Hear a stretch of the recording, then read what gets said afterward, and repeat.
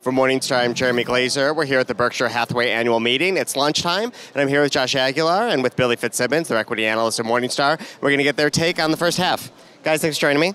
Thank you so much for having us. Yeah, thank you. Let's start with the dividend. Came up about if you would ever consider a special dividend, and came down pretty far, close to no. Right. So last year was really interesting because they were really, he alluded that he was a lot more open to that. And this year he basically put the kibosh saying, like, look, we look around for opportunities. Can we create a dollar more for every dollar retained?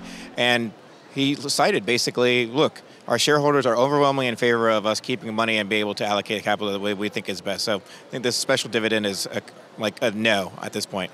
Bill, are you surprised that changed a little bit from last year where he seemed open to it? Definitely. I think last year the commentary was very optimistic. I think that was my initial interpretation.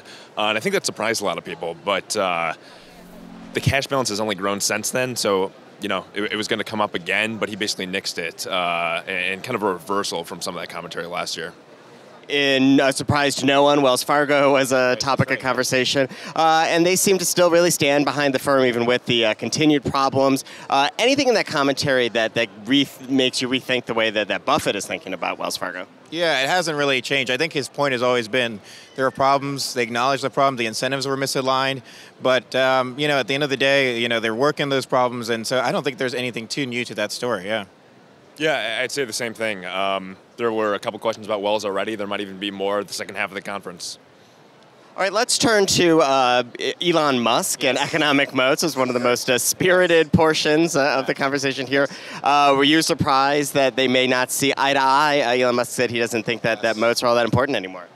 Yeah, definitely. I mean, the Musk commentary is in direct opposition to what Buffett has historically preached.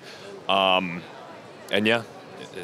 I agree. It's basically a dichotomy between, you know, the old world and new world in some ways. But at the same time, Musk's argument kind of like, you know, misstates the truth. I mean, at the end of the day, innovation is a way to get to a moat. You can have proprietary technology, you can have patents, you can have brands that are a byproduct of that innovation. And that's, I think that's where our intangible moat source, like how we look at moats, really helps in this situation, yeah.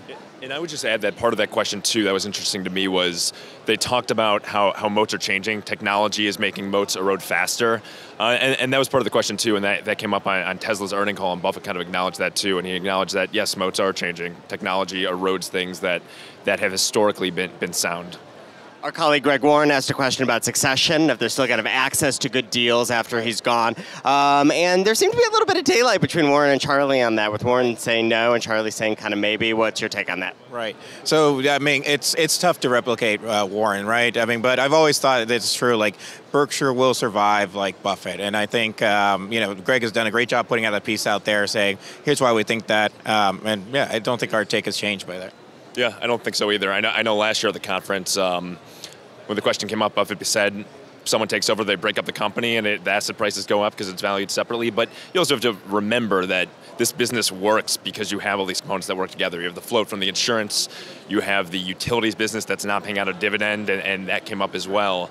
So it's a special system that all works together, and that might not be a possibility long term. Josh, thanks for talking with me today. Thank you so much. Thank you so much. For Morningstar, I'm Jeremy Glazer. Thanks for watching.